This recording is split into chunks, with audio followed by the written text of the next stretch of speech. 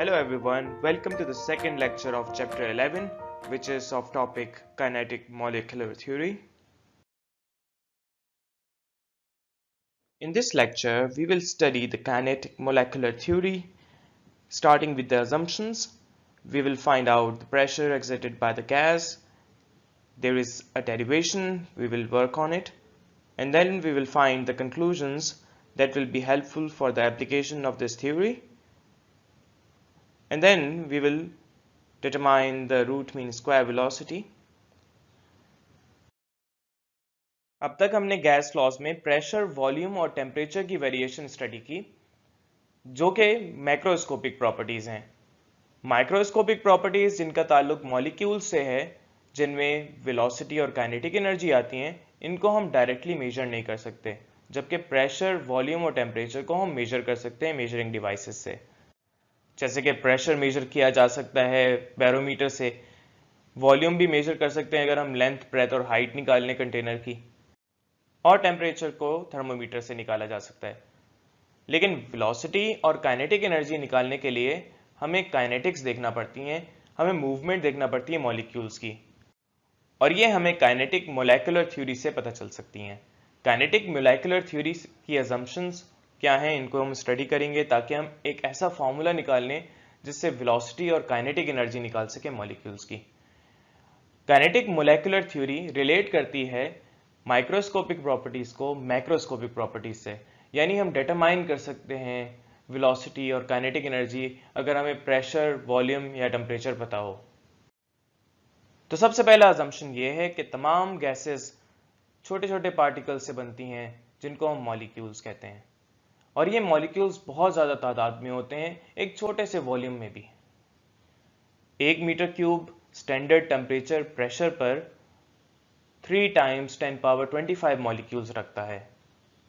Standard temperature और pressure का मतलब टेम्परेचर 0 डिग्री सेंटीग्रेड और प्रेशर 1 एटमॉस्फेरिक प्रेशर हो।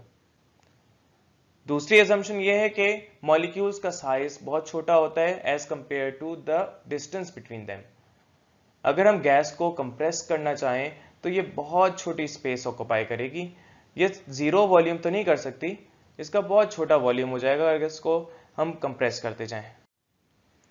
थर्ड पोस्टुलेट ये है कि मॉलिक्यूल्स हमेशा रैंडम मोशन करते रहते हैं, और ये कोलाइड जब करते हैं तो अपनी डायरेक्शन चेंज कर सकते हैं। इनकी कोलिजन परफेक्टली इलास्टिक होती है, यानी इनकी काइनेटिक एनर्जी और मोमेंटम हमेशा कंजर्व्ड रहता है जब ये वॉल से या आपस में कोलाइड करें। और ये मॉलिक्यूल्स फोर्स ऑफ इंटरेक्शन नहीं रखते, इनके दरमियान फोर्स ऑफ अट्रैक्शन नहीं हो सकती, जबकि कोलिजन हो सकता है, और इनकी काइनेटिक एनर्जी लॉस नहीं हो सकती, ना ही मोमेंटम। लास्ट असम्पशन ये है लॉज ऑफ मैकेनिक्स अप्लाई कर सकते हैं। तो अब हम काइनेटिक मोलेकुलर थ्योरी को यूज करते हैं माइक्रोस्कोपिक प्रॉपर्टी को रिलेट करने के लिए मैक्रोस्कोपिक प्रॉपर्टी से। माइक्रोस्कोपिक प्रॉपर्टी यानी वेलोसिटी को हम रिलेट करेंगे pressure exerted by the gas molecule से। इसके लिए हमें कंसीडर करना है एक क्यूबिकल वेसल जिसकी लेंथ, ब्रेथ और हाइट सेम है, और कंसीडर करेंगे कि इसमें n नंबर ऑफ मॉलिक्यूल्स हैं आइडियल गैस के। वॉल्स आर कंप्लीटली इलास्टिक, इनके मोमेंटम और काइनेटिक एनर्जी कंजर्व्ड है बिफोर एंड आफ्टर कोलिजन, और यहां पर इनकी लेंथ, ब्रेथ और हाइट को L कंसीडर किया जाएगा। यहाँ n नंबर ऑफ मोल्स हैं तो n नंबर ऑफ मॉलिक्यूल्स हैं, जिनमें हम अज्यूम करते हैं कि तमाम मॉलिक्यूल्स एक जैसे हैं और एक जैसे मास रखते हैं, इसीलिए हम एक सिंगल मॉलिक्यूल का मास m कंसीडर करेंगे, जबकि हम वेलोसिटी को कंसीडर करेंगे v, और वेलोसिटी की कोई भी डायरेक्शन हो सकती है, इसीलिए हम इसमें x कंपोनेंट, y कंपोनेंट और z कंपोनेंट में इसको ब्रेक कर देंगे और फिर इसका रिजल्टेंट निकाल लेंगे। और रिजल्टेंट निकालने के लिए हम Pythagoras theorem in 3 dimensional space use करेंगे, जो कि v² = vx² + vy² + vz² है। आपने ये रेक्टेंगुलर कंपोनेंट मेथड में भी पढ़ा था। प्रेशर निकालने के लिए हम पहले फोर्स निकालेंगे, और force divided by area pressure होता है, तो हम आसानी के लिए पहले एक डायरेक्शन कंसीडर करेंगे जो कि x डायरेक्शन है। y डायरेक्शन और z डायरेक्शन में हम सिमिलरली उसी तरह से निकाल सकते हैं, तो फोर्स निकालने के लिए हम यहाँ पर पहले मूवमेंट देखते हैं किस डायरेक्शन में हो रही है। तो आगे आप देख रहे हैं लेफ्ट साइड से राइट साइड पर एक मॉलिक्यूल जा रहा है विद वेलोसिटी, अगर इसको vx कह दें तो ये स्ट्राइक बैक करेगा अपोजिट डायरेक्शन में, तो हम कह सकते हैं कि वो डायरेक्शन नेगेटिव हो गई। तो हमें पता है फोर्स की डेफिनेशन है rate of change of momentum with respect to time. यहाँ पर चेंज इन मोमेंटम अगर निकालना है तो हमें बिफोर कोलिजन और आफ्टर कोलिजन मोमेंटम पता हो तो हम चेंज इन मोमेंटम निकाल सकते हैं। तो चेंज इन मोमेंटम निकालने के लिए बिफोर कोलिजन हमें पता है फॉर्मूला होता है मास इनटू वेलोसिटी। तो मास यहाँ पर एक मॉलिक्यूल का m है, वेलोसिटी यहाँ पर x डायरेक्शन में vx लेंगे, और फाइनल मोमेंटम जो होगा आफ्टर कोलिजन वो हम ले सकते हैं माइनस में, क्योंकि अपोजिट डायरेक्शन में आ गया तो माइनस mvx ले लेंगे। अब बड़े में से छोटे को माइनस करना है तो चेंज आ जाएगा, तो mvx माइनस mvx करने पर माइनस माइनस प्लस हो जाता है, और प्लस होने पर ये 2mvx हो जाएगा डिवाइडेड बाय टाइम। हमें पता है कि ये जो डायरेक्शन है x डायरेक्शन में, इसकी लेंथ l है। एक दफा जा रहा है मॉलिक्यूल फिर वापस आ रहा है, तो इसका मतलब कि लेंथ इसमें 2l हो गई। तो हम कह सकते हैं कि वेलोसिटी निकालने के लिए vx हर इंटरवल में 2l अपॉन t हो जाएगा, क्योंकि डिस्प्लेसमेंट अपॉन टाइम फॉर्मूला है। तो हमारे पास vx आ सकता है, और इससे हम अगर डिनोमिनेटर को दूसरी साइड पे भेज दें और vx को डिनोमिनेटर में भेज दें तो t का फॉर्मूला आ जाएगा which is 2l upon vx। इसको हम सब्स्टिट्यूट कर दें t की जगह फोर्स के फॉर्मूले में, तो हमारे पास यहाँ पर ये सिंप्लीफाई हो जाएगा, क्योंकि हम टाइम तो नहीं निकाल सकते तो हम उसको सब्स्टिट्यूट कर देंगे। तो vx हमारे पास हो जाएगा mvx स्क्वायर अपॉन l, यहाँ पर 2 कैंसिल हो गया। हमने यहाँ पर फोर्स जो निकाली है x डायरेक्शन में वो सिर्फ एक मॉलिक्यूल की निकाली है, जो कि पहला मॉलिक्यूल था हमारे पास। अब सेकंड मॉलिक्यूल की अगर निकालना चाहते हैं तो यहाँ पर हम सबस्क्रिप्ट में सिर्फ 2 अगर लिख देंगे तो ये वेलोसिटी सेकंड मॉलिक्यूल की और फोर्स सेकंड मॉलिक्यूल की यहाँ पर आ जाएगी। मास यहाँ पर सेम है, लेंथ क्यूब की सेम है। तो थर्ड मॉलिक्यूल की निकालें तो यहाँ पर हमारे पास f3x होगी, जो कि mv3x स्क्वायर अपॉन l है। इसी तरह से सो ऑन हमारे पास सारी फोर्सेस मॉलिक्यूल्स की रिप्रेजेंट की जा सकती हैं, और आखिरी मॉलिक्यूल जो कि nth मॉलिक्यूल कहा जा सकता है, इसको fnx बराबर है mvnx स्क्वायर अपॉन l। तो ये हम अगर सारी फोर्सेस ऐड कर दें तो हम नेट फोर्स निकाल सकते हैं तमाम मॉलिक्यूल्स की जो कि x डायरेक्शन में लग रही हैं। यहाँ पर हमारे पास m और l कॉमन है तो इनको कॉमन ले लेंगे, तो कॉमन लेने पर हमारे पास sum of square of the velocities आ जाएगा। अगर हम यहाँ पर मल्टीप्लाई कर दें नंबर ऑफ मॉलिक्यूल से तो नंबर ऑफ मॉलिक्यूल्स डिवाइड करना पड़ेगा कैपिटल N। हमें यहाँ पता है कि जो कैपिटल N है ये नंबर ऑफ मॉलिक्यूल्स हैं। हम जानते हैं कि अगर हमें मीन निकालना होता था तो हम 2 को ऐड करते थे तो 2 से डिवाइड करते थे, 3 चीज़ों को ऐड करते थे तो 3 से डिवाइड करते थे, हमारे पास एवरेज आ जाता है। अगर n नंबर ऑफ वैल्यूज हैं तो हम n से डिवाइड करेंगे। तो इस तरह से हमने यहाँ पर एवरेज स्क्वायर वेलोसिटी निकाली, क्योंकि यहाँ पर स्क्वायर वेलोसिटी है, यहाँ पर स्क्वायर लिया गया है, उसका सम कर दिया है और डिवाइड कर दिया है नंबर ऑफ मॉलिक्यूल से, क्योंकि यहाँ पर टर्म्स भी उतनी है जितने मॉलिक्यूल्स हैं। तो हम यहाँ पर इसको vx स्क्वायर से रिप्रेजेंट कर सकते हैं, जो कि एवरेज वेलोसिटी का स्क्वायर होगा। अगर हम इसको सब्स्टिट्यूट कर दें तो हमारे पास एक सिंपल इक्वेशन आ जाएगी x डायरेक्शन में फोर्स की, लेकिन हमें ये vx स्क्वायर नहीं पता, इसको हम आगे सॉल्व करते हैं। नेट फोर्स x डायरेक्शन में निकालने के बाद हम टोटल नेट फोर्स निकाल सकते हैं, और fx हमारे पास यहाँ पर आ गया है। यहाँ पर अगर हम vx स्क्वायर में सब्स्टिट्यूट कर दें in terms of resultant velocity जो कि v स्क्वायर है, तो हम टोटल नेट फोर्स निकाल सकते हैं। तो हमारे पास रिजल्टेंट वेलोसिटी है vx square plus vy square plus vz square according to Pythagoras theorem in 3 dimensional space. तो यहाँ पर हम मॉलिक्यूल्स को आइडेंटिकल जानते हैं, तो इसलिए हम यहाँ पर vx, vy और vz को इक्वल कह सकते हैं। सब्स्टिट्यूट करेंगे इसमें तो vx स्क्वायर ऐड हो जाएगा और हमारे पास 3vx स्क्वायर आ जाएगा। 3 मल्टीप्लाई हो रहा है, दूसरी साइड में जाके डिवाइड कर सकते हैं, तो 1/3 टाइम्स v स्क्वायर हो जाएगा vx स्क्वायर। इसको हम लिख सकते हैं vx square equals to 1/3 times v square. यहाँ पर अगर हम बार लगाएं या बार ना लगाएं तो इससे कोई फ़र्क नहीं पड़ता, क्योंकि हम यहाँ पर जो एवरेज वेलोसिटी ले रहे हैं उसको कंसीडर ही कर रहे हैं कि ये वेलोसिटी है एवरेज मॉलिक्यूल्स की। तो सब्स्टिट्यूट करने पर ये मल्टीप्लाई हो रहा है और हम इसको लिख सकते हैं 1/3 times NM/L into we square. तो हमने यहाँ पर फोर्स निकाल ली है, अब हम प्रेशर निकाल सकते हैं। So according to the definition of pressure, force upon area is called pressure. So force में हम सब्स्टिट्यूट कर देंगे ये वैल्यू, और यहाँ पर हमारे पास 1/3 NM/L into we square divide हो रहा है A से, तो L A से मल्टीप्लाई हो जाएगा, और यहाँ पर area of the cube is L square and volume of the cube is L cube. तो यहाँ पर हम सब्स्टिट्यूट कर देंगे एरिया, तो L स्क्वायर L से मल्टीप्लाई हो गया, L क्यूब हो गया, L क्यूब V होता है वॉल्यूम ऑफ द क्यूब। हम यहाँ पर सब्स्टिट्यूट कर देंगे, और यहाँ पर हमें पता है कि जो मास था हमने M एक मॉलिक्यूल का लिया था। अगर हमें टोटल मास निकालना होगा तो हम नंबर ऑफ मॉलिक्यूल्स जितने भी हैं उनसे मल्टीप्लाई कर देंगे, टोटल मास आ जाएगा हमारे पास। हमें पता है कि ये total mass N into M लिखा जा सकता है, क्योंकि नंबर ऑफ मॉलिक्यूल्स को कैपिटल N लिखा है और mass of the molecule M है। यहाँ पर हम टोटल मास को अगर वॉल्यूम से डिवाइड कर देते हैं तो डेंसिटी आ जाएगी। तो डेंसिटी का फॉर्मूला यहाँ पर होगा NM/V। इसको सब्स्टिट्यूट कर सकते हैं इस इक्वेशन में, तो हमारे पास प्रेशर ऑफ द गैस आ जाएगी, which is P equals to 1/3 rho V square. तो इस तरह से हम काइनेटिक मोलेकुलर थ्योरी को इस्तेमाल करके माइक्रोस्कोपिक प्रॉपर्टी को मैक्रोस्कोपिक प्रॉपर्टी से रिलेट कर चुके हैं, यानी वेलोसिटी को रिलेट कर दिया हमने प्रेशर ऑफ द गैस से। तो हम अगर प्रेशर निकाल लें तो वेलोसिटी भी निकाल सकते हैं, जिसका फॉर्मूला यहाँ पर है P equals to 1/3 rho V square. यहाँ पर rho total mass upon volume यानी डेंसिटी है, और यहाँ पर टोटल मास हमने निकाला था नंबर ऑफ मॉलिक्यूल्स को एक सिर्फ मॉलिक्यूल के मास से मल्टीप्लाई करके।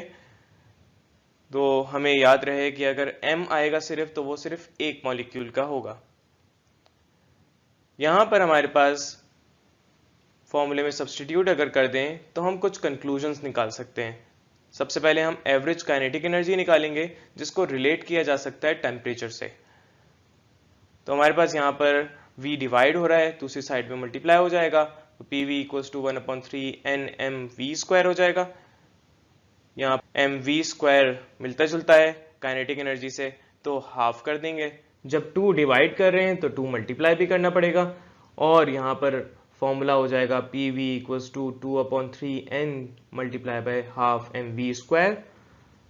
हमें पता है कि PV इक्वल्स टू nRT होता है, जनरल गैस इक्वेशन है, इसको भी सब्स्टिट्यूट कर देंगे तो nRT आ जाएगा लेफ्ट हैंड साइड पर। तो एवरेज काइनेटिक एनर्जी हम निकाल सकते हैं, हमारे पास फॉर्मूले में आ चुका है हाफ MV स्क्वायर। हम हाफ MV स्क्वायर वाली साइड को दूसरी साइड में भेज देते हैं लेफ्ट हैंड साइड में, तो हमारे पास यहाँ पर 2/3 N मल्टीप्लाई हो रहा है, दूसरी साइड में हमारे पास चला जाएगा तो 3 मल्टीप्लाई हो जाएगा और 2 डिवाइड हो जाएगा, कैपिटल N डिवाइड हो जाएगा। यहाँ पर capital N number of molecules हैं, और इसका फॉर्मूला हमें पता है कि number of moles multiply by Avogadro number है, और इसको सब्स्टिट्यूट कर देंगे तो हमारे पास N से कैंसिल हो सकता है। हमारे पास यहाँ पर R/NA एक कांस्टेंट है, जिसको बोल्ट्जमैन कांस्टेंट कहते हैं, इसको K से रिप्रेजेंट किया जाता है। इसको सब्स्टिट्यूट कर देंगे तो हमारे पास हाफ MV स्क्वायर बराबर हो जाएगा 3/2K, ठीक है। और हाफ MV स्क्वायर इसमें सिर्फ M लिखा हुआ है, तो ये एक मॉलिक्यूल की काइनेटिक एनर्जी है, तो ये एवरेज काइनेटिक एनर्जी कहलाई जाएगी, विच इज 3/2KT। इसको और सॉल्व करते हैं तो हमें पता है कि 3/2 ये कांस्टेंट है, K भी कांस्टेंट है, तो हम कांस्टेंट हटाएंगे, डायरेक्टली प्रोपोर्शनल का साइन आ जाएगा, तो kinetic energy is directly proportional to temperature. या हम इसको ये भी कह सकते हैं कि temperature is directly proportional to kinetic energy. तो इसकी एक नई डेफिनेशन बन गई टेम्परेचर की, that absolute temperature of an ideal gas is directly proportional to average kinetic energy of the molecules. ये एवरेज काइनेटिक एनर्जी अगर हम निकाल लें तो इससे टेम्परेचर निकाला जा सकता है। ये तो हमने एक मॉलिक्यूल की काइनेटिक एनर्जी निकाली। अगर एक मोल की काइनेटिक एनर्जी निकालनी हो तो हम यहाँ पर वही स्टेप्स करेंगे जो पहले किए थे। According to general gas equation ये भी हमारे पास वहीं तक सब्स्टिट्यूट हो जाएगा, बस जहाँ पर हाफ एम वी स्क्वायर आ जाएगा लेफ्ट हैंड साइड पर, वहाँ हम इसको थोड़ा सा मॉडिफाई कर देंगे। सिमिलर स्टेप्स फॉलो करेंगे, P V equals to N R T substitute करेंगे और हाफ एम वी स्क्वायर दूसरी साइड में भेज देंगे, 2/3 एन मल्टीप्लाई हो रहा है इसको भी दूसरी साइड में भेज देंगे, हाफ एम वी स्क्वायर आ जाएगा लेफ्ट हैंड साइड पर। Half M V square average kinetic energy है, इसको हम यहाँ पर ही रखते हैं। n हमारे पास number of molecules is equal to number of moles multiply by Avogadro number है, यहाँ पर हम इसको सब्स्टिट्यूट कर देते हैं तो हमारे पास नंबर ऑफ मोल्स कैंसिल हो जाएंगे और हमारे पास 3/2 RT/Na आ जाएगा। और यहाँ पर Na को दूसरी साइड में मल्टीप्लाई कर दें, इसकी एक वजह है हाफ एम वी स्क्वायर हमारे पास एक मॉलिक्यूल की काइनेटिक एनर्जी है, अगर दो मॉलिक्यूल्स की काइनेटिक एनर्जी निकालनी है तो हम 2 से मल्टीप्लाई कर देंगे, अगर 3 की निकालनी है तो 3 से मल्टीप्लाई कर देंगे। इस तरह से हम अगर 6.02 इंटू 10⁻23 मॉलिक्यूल्स की काइनेटिक एनर्जी निकालना चाहते हैं जो कि एक मोल में होते हैं, तो हम एवोगाड्रो नंबर से मल्टीप्लाई करेंगे उसकी एक मॉलिक्यूल की काइनेटिक एनर्जी को। अगर average kinetic energy half M V square है तो इसको एक मोल के मॉलिक्यूल्स यानी एवोगाड्रो नंबर के मुताबिक 6.02 इंटू 10⁻23 मॉलिक्यूल्स होते हैं, इससे मल्टीप्लाई कर दें तो हमारे पास एक मोल की काइनेटिक एनर्जी आ जाएगी विच इज 3/2 RT। इसी तरह से अगर हम n नंबर ऑफ मोल्स की निकालना चाहें तो n नंबर ऑफ मोल्स में n मॉलिक्यूल्स होते हैं, तो हम यहाँ पर Na से मल्टीप्लाई नहीं करेंगे, n से मल्टीप्लाई करेंगे, तो n यहाँ पर होता है n इंटू Na, तो इसको सब्स्टिट्यूट कर दिया और यहाँ पर Na into half M V square एक मोल की काइनेटिक एनर्जी है विच इज 3/2 RT, इसको मल्टीप्लाई करेंगे तो 3/2 nRT हो जाएगा टोटल काइनेटिक एनर्जी अगर n मॉलिक्यूल्स की निकालनी हो for n number of moles. तो ये काइनेटिक मोलेकुलर थ्योरी की कंक्लूजन्स थी जो कि बहुत इंपॉर्टेंट हैं, और इसमें हमने प्रूफ किया कि टेम्परेचर डायरेक्टली प्रोपोर्शनल है काइनेटिक एनर्जी के, यानी टेम्परेचर बढ़ेगा तो काइनेटिक एनर्जी भी बढ़ेगी। इससे हम प्रूफ कर सकते हैं गैस लॉस को भी, सबसे पहले बॉयल्स लॉ प्रूफ करते हैं और हमें पता है according to kinetic molecular theory pressure is equal to 1/3 rho V square. यहाँ पर रो डेंसिटी है विच इज nm/v, जहाँ पर v वॉल्यूम है और m यहाँ सिंगल मॉलिक्यूल का मास है और n यहाँ पर नंबर ऑफ मॉलिक्यूल्स हैं। इनको सब्स्टिट्यूट कर देंगे तो हमारे पास P is equal to 1/3 nm/v into we square आ जाएगा फॉर्मूला। v डिवाइड हो रहा है दूसरी साइड में जाके मल्टीप्लाई हो जाएगा और यहाँ पर P V equals to 2/3 n into half M V square अलग कर देंगे बिल्कुल उसी तरह से जैसे हमने पहले डेरिवेशन में किया था। तो हमें पता है कि half M V square average kinetic energy है मॉलिक्यूल की। तो आप यहाँ पर देख सकते हैं कि स्टेप्स वही हैं जो कंक्लूजन्स में किए थे, यहाँ पर वेरिफिकेशन में बस डिफरेंट ये है कि P V equals to N R T हमने यूज़ नहीं किया। जाहिर सी बात है हम जनरल गैस इक्वेशन इसीलिए नहीं सब्स्टिट्यूट कर रहे क्योंकि हम जनरल गैस लॉ की वेरिफिकेशन कर रहे हैं, तो हम यहाँ पर काइनेटिक मोलेकुलर थ्योरी का इस्तेमाल करेंगे और काइनेटिक मोलेकुलर थ्योरी हमें बताती है कि half M V square average kinetic energy होती है।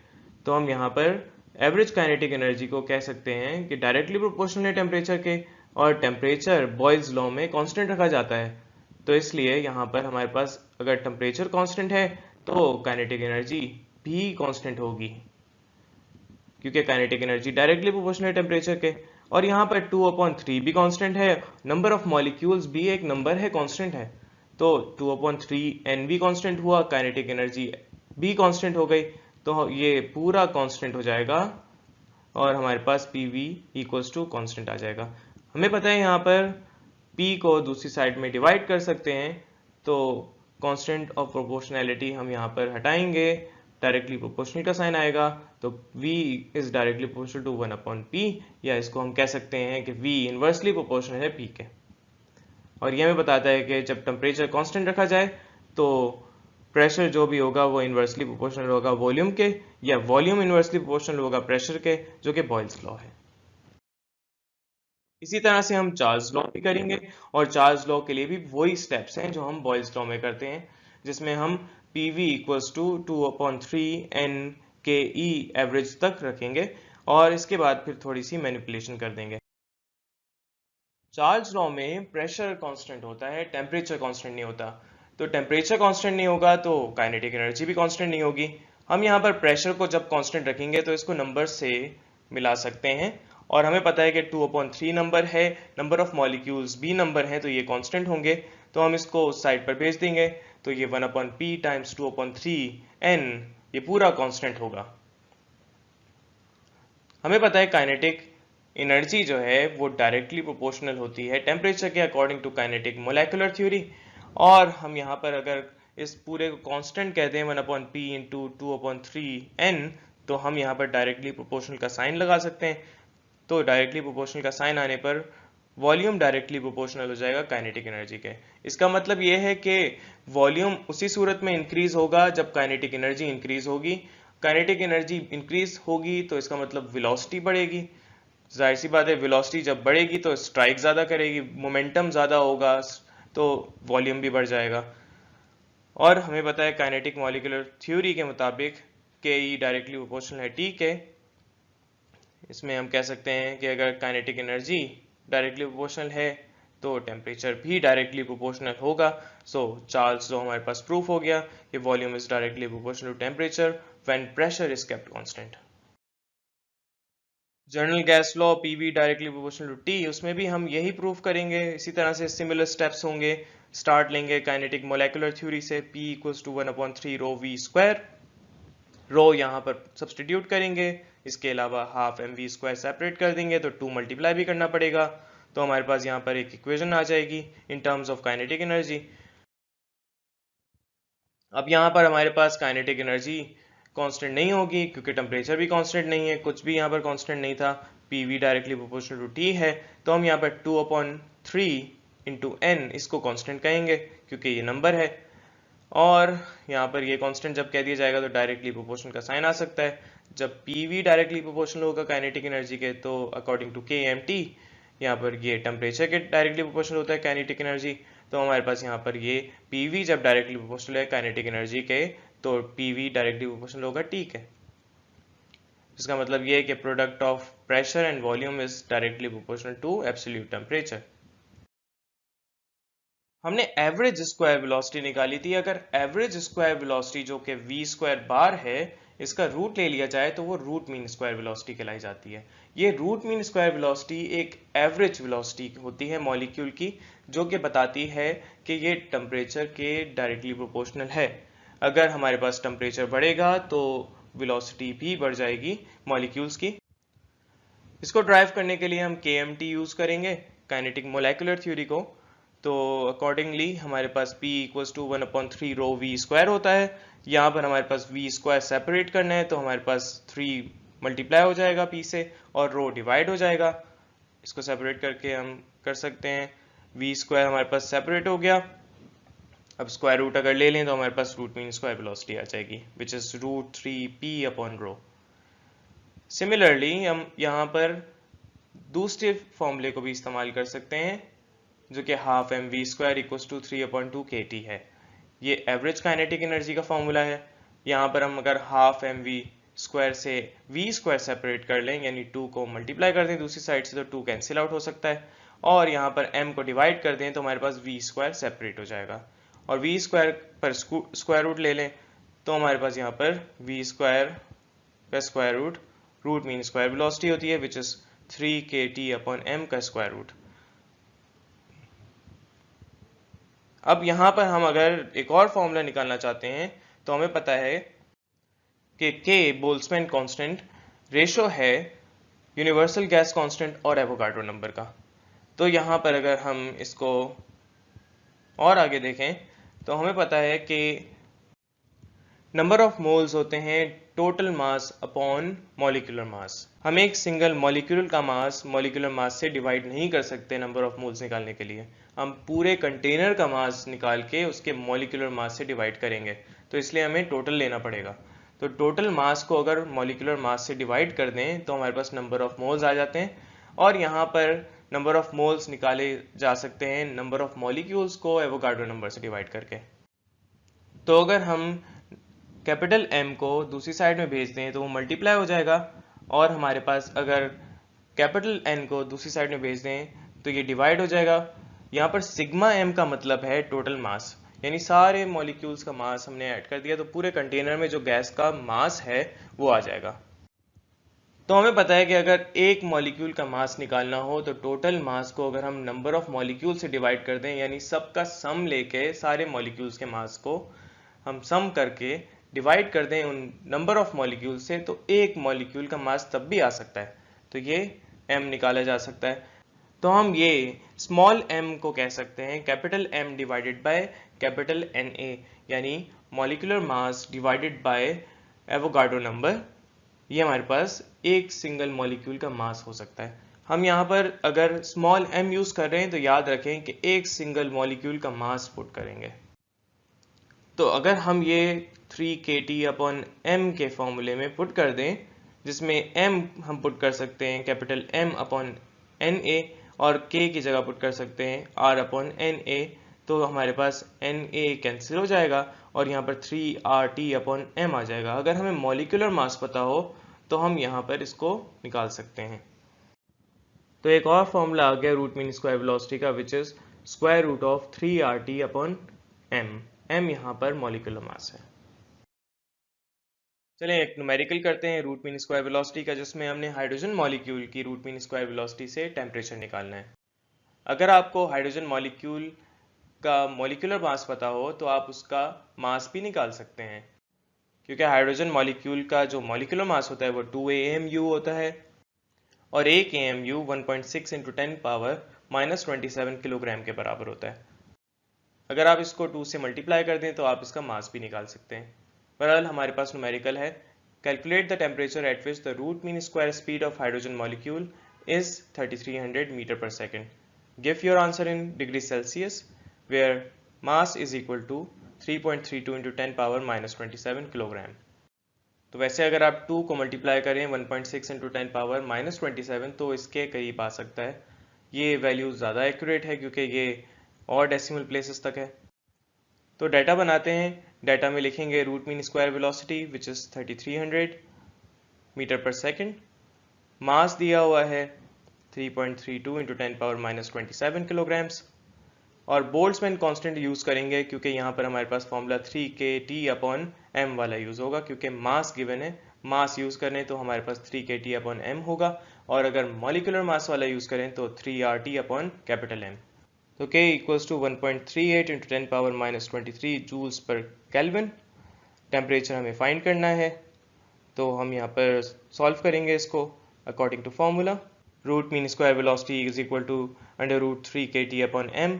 स्क्वायर करेंगे दोनों साइड, वेलोसिटी भी स्क्वायर हो जाएगी, रूट बाहर आ जाएगा, और हमारे पास यहाँ पर सब्सटीट्यूट कर देंगे values. Root mean square velocity 3300 है, इसका स्क्वायर कर दें, और 3 इंटू के की वैल्यू पुट कर दी, into T divided by m की वैल्यू भी पुट कर दी। अब इसको सॉल्व करेंगे तो हमारे पास 3300 का स्क्वायर यहाँ पर आ जाएगा, और दूसरी साइड पर भी सॉल्व कर लेंगे इसको। अब दूसरी साइड में वैल्यू मल्टीप्लाई हो रही है, इसको डिवाइड करते हैं तो हमारे पास टेम्परेचर आ सकता है, और टेम्परेचर यहाँ पर है 873.3 केल्विन। हमें यहाँ पर डिग्री सेंटीग्रेड में निकालना है, तो हम यहाँ पर केल्विन से डिग्री सेंटीग्रेड में कन्वर्ट करते हैं, तो माइनस करते हैं 273, माइनस करेंगे तो हमारे पास यहाँ पर 600.3 डिग्री सेंटीग्रेड आ जाएगा। एक और न्यूमेरिकल करते हैं in which we have to calculate root mean square speed of oxygen molecule at 800 kelvin. Its molar mass is 32 grams and universal gas constant is R equals to 8.31 joules per mole Kelvin। तो data बनाएंगे। यहाँ पर oxygen molecule की बात की है, इसका molecular mass 32 AMU होता है, तो यहाँ पर ग्राम मास दिया हुआ है। हम यहाँ पर मॉलिक्यूलर मास 32 AMU होगा, इसको ग्राम पर मोल भी लिख सकते हैं, क्योंकि एक मोल का मास मोलर मास होता है इन ग्राम्स, और इसको कन्वर्ट करना पड़ेगा किलोग्राम में, तो 1000 से डिवाइड करेंगे तो 0.032 किलोग्राम्स पर मोल आ जाएगा। नेक्स्ट हमें टेम्परेचर भी दिया हुआ है विच इज़ 800 केल्विन, और यूनिवर्सल गैस कांस्टेंट भी गिवन है 8.31। तो according to formula RMS velocity root mean square velocity square root of 3RT/m use करेंगे, मॉलिक्यूलर मास वाला फॉर्मूला, और यहाँ पर सब्सटीट्यूट कर देंगे वैल्यूज़। 3 मल्टीप्लाई होगा 8.31 मल्टीप्लाई होगा 800 डिवाइडेड बाय 0.032। इसको सॉल्व करेंगे तो √623250 आएगा। स्क्वायर रूट सॉल्व करेंगे तो हमारे पास 789.46 आंसर आएगा इन मीटर्स पर second. Number of moles mass upon molecular mass होता है, तो हम मॉलिक्यूलर मास को कह सकते हैं mass upon number of moles. तो मॉलिक्यूलर मास हम AMU में एक्सप्रेस करते हैं, तो mass upon mole kilogram upon mole होता है, तो ये बराबर हो सकता है यूनिट AMU के। तो ये एक ड्राइव्ड यूनिट है AMU, जबकि किलोग्राम डिवाइडेड बाय मोल इसके फंडामेंटल यूनिट्स में एक्सप्रेस किया गया है, जो कि SI यूनिट्स हैं। नेक्स्ट लेक्चर में हम फर्स्ट लॉ ऑफ थर्मोडायनेमिक्स पढ़ेंगे, जिसमें हमें हीट, वर्क और थर्मल एनर्जी के कॉन्सेप्ट को समझना होगा। थर्मल एनर्जी यानी इंटरनल एनर्जी को समझेंगे और साथ में इंथैल्पी को भी थोड़ा सा डिस्कस करेंगे। इसके अलावा हम फर्स्ट लॉ ऑफ थर्मोडायनेमिक्स की एप्लीकेशन स्टडी करेंगे और स्पेसिफिक हीट के बारे में और पढ़ा जाएगा, जिसमें हम कांस्टेंट प्रेशर और कांस्टेंट वॉल्यूम में इसको फर्स्ट लॉ ऑफ थर्मोडायनेमिक्स के लिहाज से स्टडी करेंगे। अपना बहुत ख्याल रखें। अल्लाह हाफिज़।